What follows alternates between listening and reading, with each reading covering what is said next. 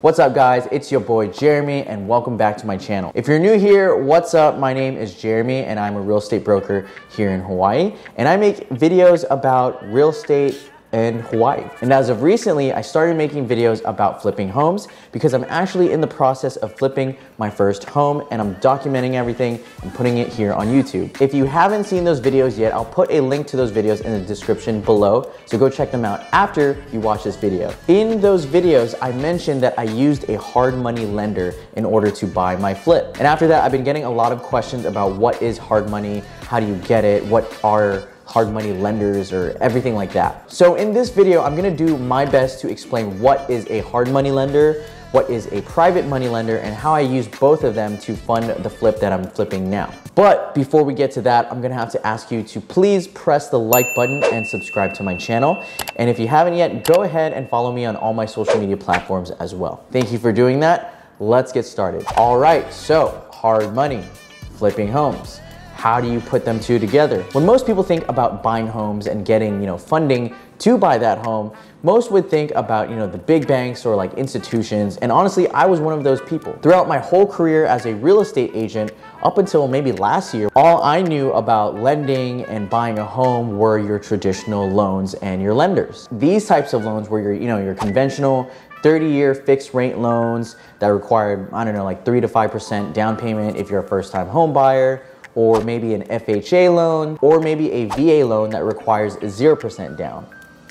I did that. These are your traditional loans because this is what most people use in order to buy a home. Why? It's because they have low interest rates, which are around 2.5 to 3.5% at the time of making this video. Another reason is because those interest rates were locked in for 30 years. So you would be making the same payment every month for 30 years. That is because you were living in it. With traditional lending, there are really great pros if you are living in it. However, when it comes to flipping homes, buying it, fixing it up, and then selling it, there are drawbacks with traditional lending. When using traditional lending, those loans usually take around 30 to 45 days to close. They require a lot of documents such as tax returns, bank statements, and they even pull your credit as well. And on top of that, if the home is considered unlivable, in other words, it is bad condition, the appraiser is going to have a problem with that, and most likely the loan isn't going to get approved. So you can't even buy a home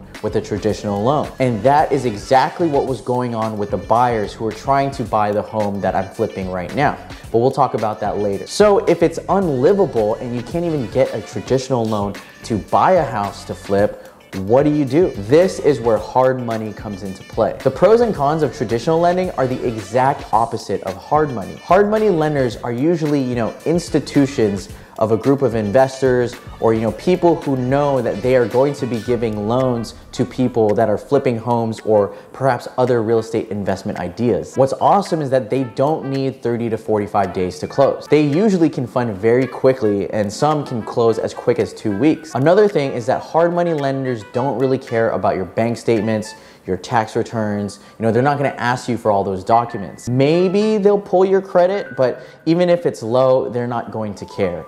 All they really care about is the deal. They want to know, is this home going to be profitable when you flip it and it's all said and done? So now you're probably thinking, wait, Jeremy, you're telling me that a hard money lender can fund super quickly, they're not gonna ask for any of these documents, and they're not gonna care about my credit score?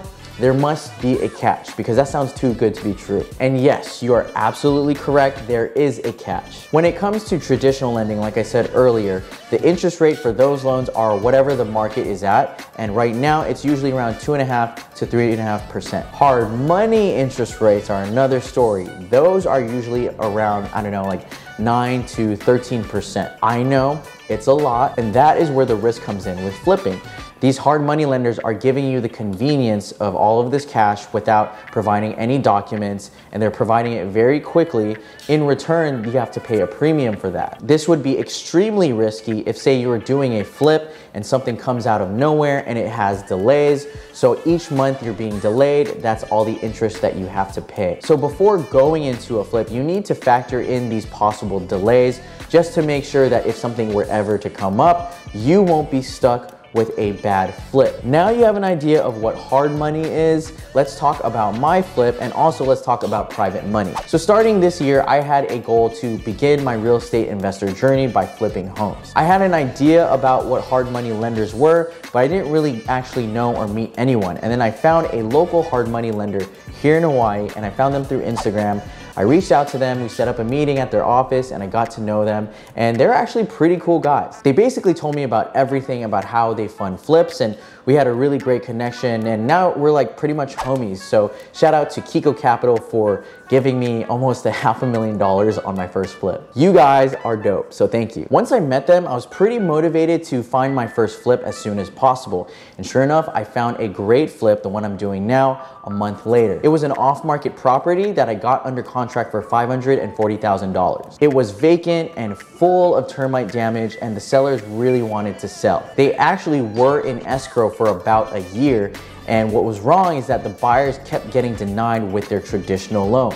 Why? Because the home was unlivable with all the termite damage. So it was kind of perfect timing. I mean, the sellers really wanted to sell, and they were frustrated that the buyers couldn't get approved for a loan.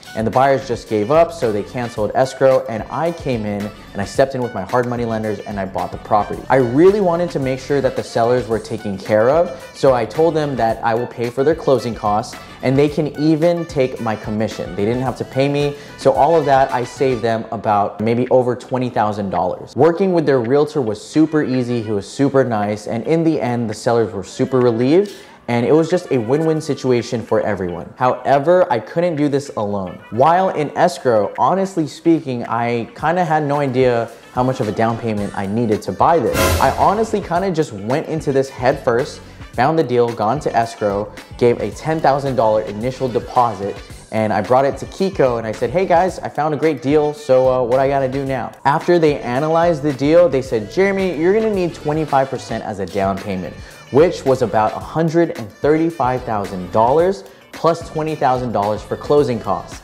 So did I have this $155,000 on me? No. I only had about $60,000 to spend comfortably. So did that mean that I was gonna just cancel out on this deal and opportunity? Hell no. I was going to find a way to make this deal work no matter what. Whatever it takes. So this is where private money comes in. Private money is basically like anyone, you know, they're a person. They could be your friends, your family, maybe another investor. It's just someone giving you money, and in return, it's whatever you guys negotiate. It could be whatever interest rate they decide, or maybe it could be a percentage of the profit you make.